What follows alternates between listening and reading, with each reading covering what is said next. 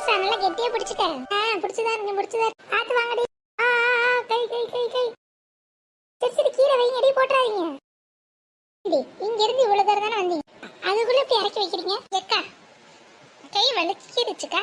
அதான் வேற ஒண்ணும் இல்ல. நல்லா வலிக்குச்சுடி.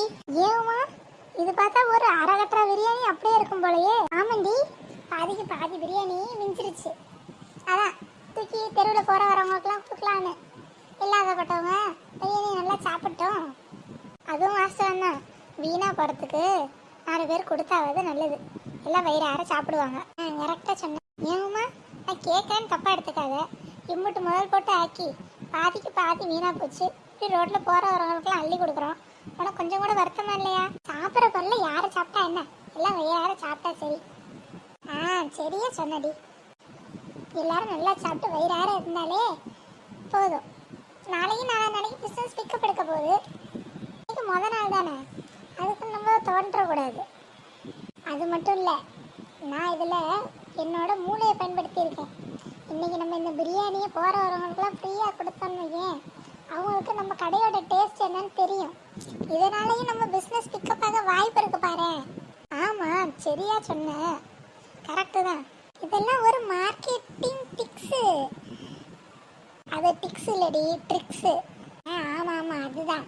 வா 2 பேரும் ஒரு கையை பிடிச்சி கொண்டு போய் இறக்கிடுவோம். போகலாமா? போகலாம்.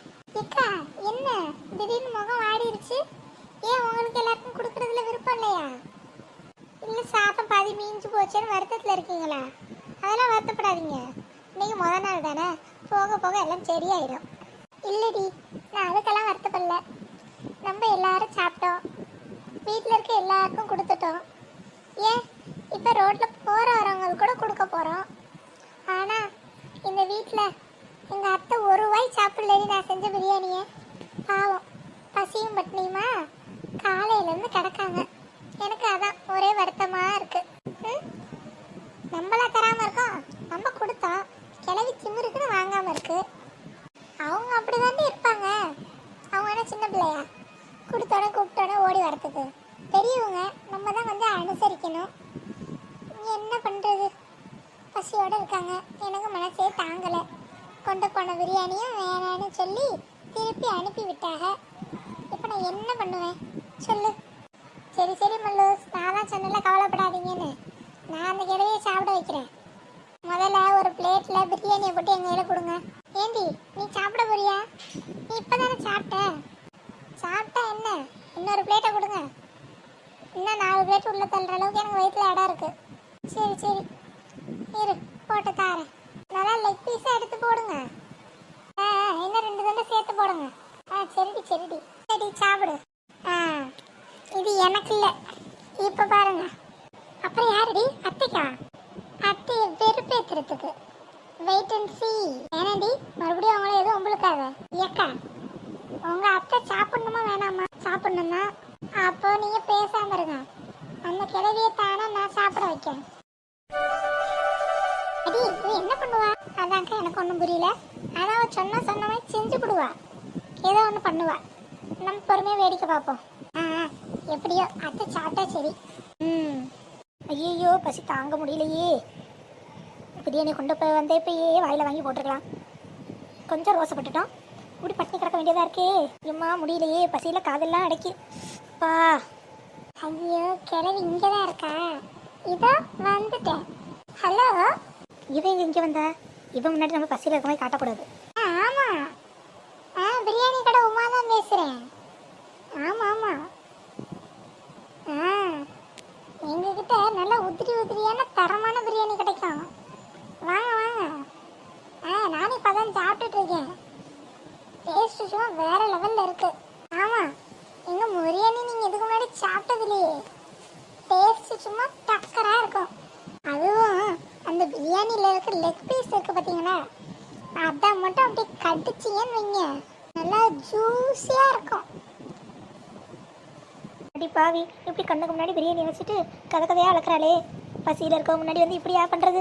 அது மட்டும் இல்லை, நாங்கள் லெக் பீஸோட ஒரு அவிச்ச முட்டையும் தருவோம்.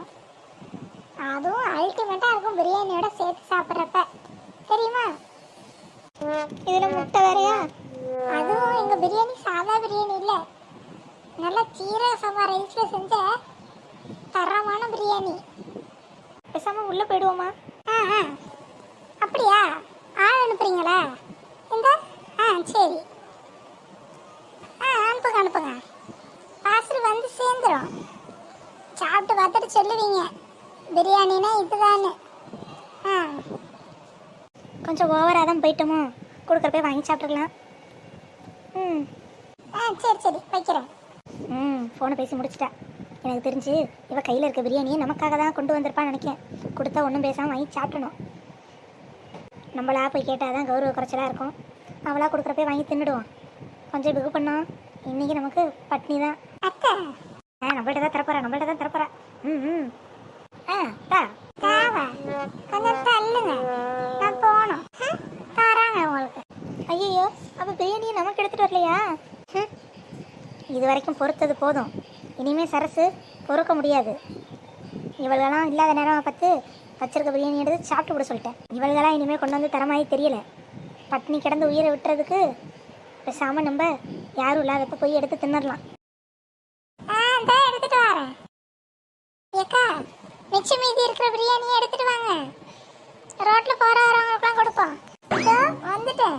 சரசு இவங்க நம்ம கொல்ல பிளான் பண்ணிட்டாருங்க. இன்னைக்கு பட்னி போட்டே நம்மளை கொண்டுடுவாருங்க.